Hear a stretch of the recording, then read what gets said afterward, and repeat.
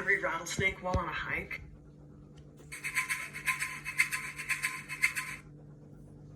Have you ever accidentally stepped near an angry rattlesnake while on a hike? I have, and I can tell you that the brain and body's reflexive response is powerful. You feel this jolt of adrenaline, a pulse of fear, and an intense desire to get away. Our brain is designed to keep us safe, so it's got this built-in mechanism to help us remember dangers on a subconscious level.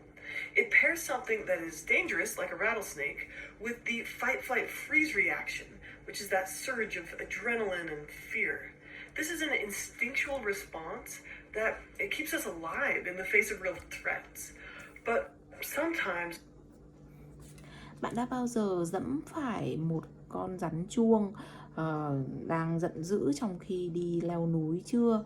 Tôi đã từng rồi đó, và tôi có thể nói với các bạn rằng những phản xạ đáp ứng tự nhiên của não và cơ thể của chúng ta thì rất là mạnh mẽ. Chúng ta sẽ cảm nhận được một cái luồng lớn adrenaline và cảm nhận được nỗi sợ hãi và một cái mong muốn tột độ để có thể thoát ra khỏi nỗi sợ hãi ấy.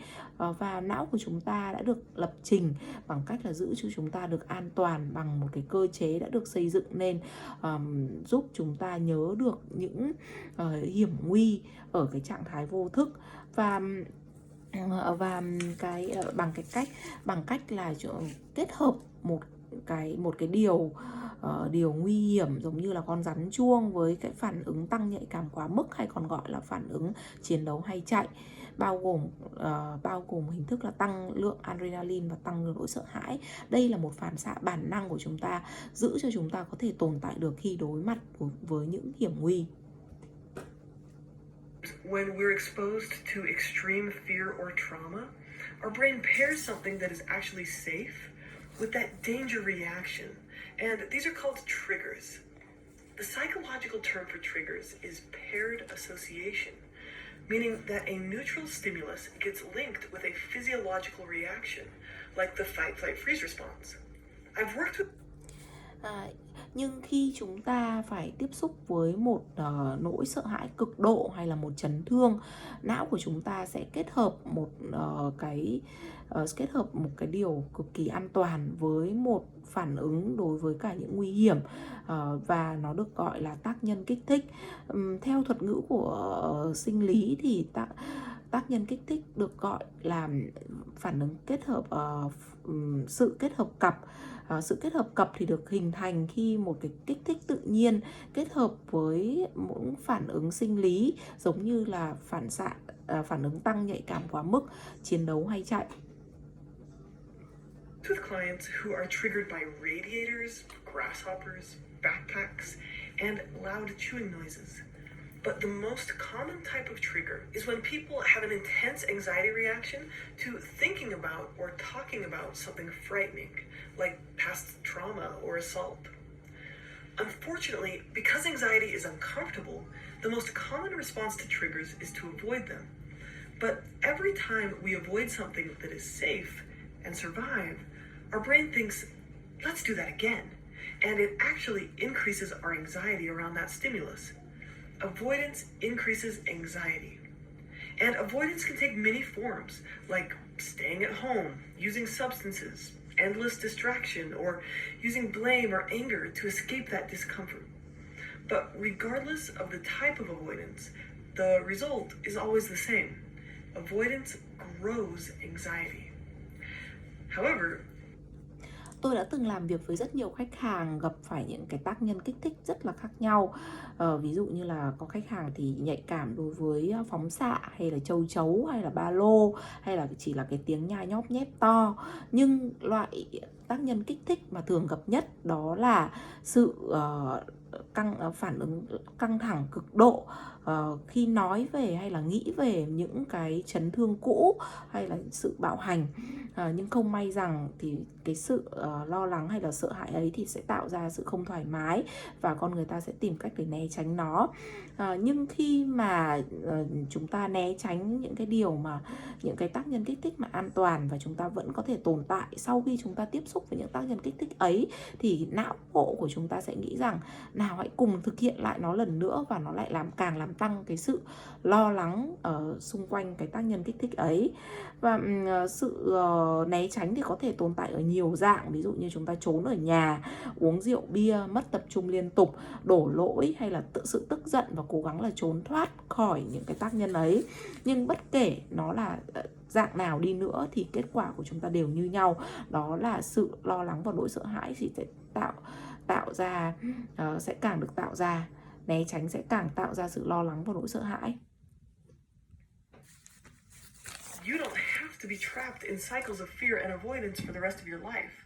You can actually rewire your brain to no longer have that anxiety response around triggers. Facing triggers in a safe way can unpair that danger response.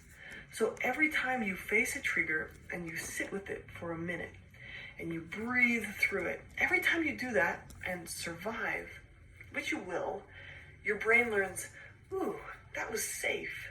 Let's do that again. And it decreases your anxiety reaction around that trigger. Và nhưng chúng ta sẽ không bao giờ bị trói buộc ở trong cái vòng xoắn sợ hãi ấy ở trong suốt cái phần đời còn lại của chúng ta, bởi vì thực sự chúng ta đều có thể làm tái dẫn truyền lại não của chúng ta để cho chúng ta không có cái sự cái nỗi sợ hãi xung quanh cái tác nhân gây kích thích ấy, bằng một cái cách rất là an toàn mà chúng ta có thể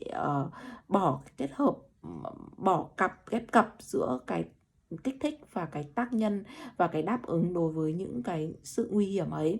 Và mỗi khi chúng ta gặp phải cái tác nhân kích thích thì chúng ta cùng ngồi lại khoảng trong vòng 1 phút, hít thở sâu, và chúng ta sẽ sống sót qua được cái sự sợ hãi ấy. Và chắc chắn là như vậy.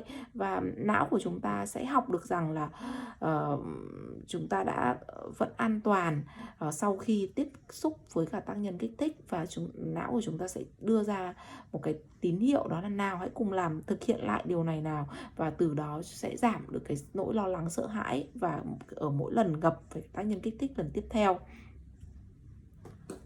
Your brain literally unpairs the stimulus from the anxiety response. You untrigger the trigger. Now, facing triggers can look like talking about them in therapy, writing about them, or just sitting with something that scares you. When you feel the fear and do it anyway, you can literally rewire your brain to have a different reaction to thoughts and situations that previously scared you. How cool is that? Theo hướng nghĩa đen thì có nghĩa là não bộ của chúng ta sẽ bỏ ghép cặp giữa cái tác nhân kích thích và nỗi sợ hãi, và hay nói một cách khác đó là bỏ kích hoạt đối với cả tác nhân kích hoạt. Mỗi khi mà chúng ta phải đối mặt với tác nhân kích thích thì chúng ta có thể nói về cái liệu pháp trị liệu này, hay là viết về nó, hay thậm chí là có thể ngồi cạnh với cái tác nhân, cái thứ mà nó làm cho chúng ta sợ hãi, rồi từ đó chúng ta sẽ vượt qua. Và khi chúng ta cảm thấy sợ hãi thì hãy làm như vậy, hãy tái dẫn truyền lại não của chúng ta, và chúng ta sẽ có cái phản ứng khác đối với những cái suy nghĩ và những cái nỗi sợ hãi mà chúng ta phải trải qua. Điều này thật là tuyệt vời đúng không các bạn? This video is the super condensed form of my longer explanation of how paired associations work and a 7-step process to rewire your brain so that it doesn't get triggered by safe stuff. So if you want to see the whole thing, check out the link below. And this is all part of my course on udemy.com on rewiring the anxious brain. So if you want an in-depth look at how to overcome anxiety, check that out. Now, please share this video because you never know who might need it. Thanks for watching and take care.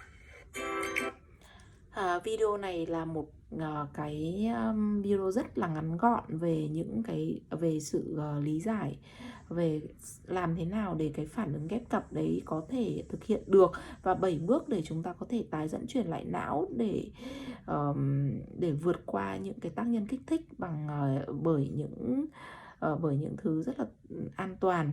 Và nếu như các bạn muốn xem toàn bộ video và toàn bộ những cái phần mà tôi đưa ra thì các bạn có thể vào trang web udemy.com. Nếu như các bạn muốn biết sâu hơn về vượt qua nỗi sợ thì bạn hãy cùng xem ở trong trang web ấy. Hãy chia sẻ video này vì biết biết đâu có những người họ cần những video này thì sao. Xin cảm ơn tất cả mọi người.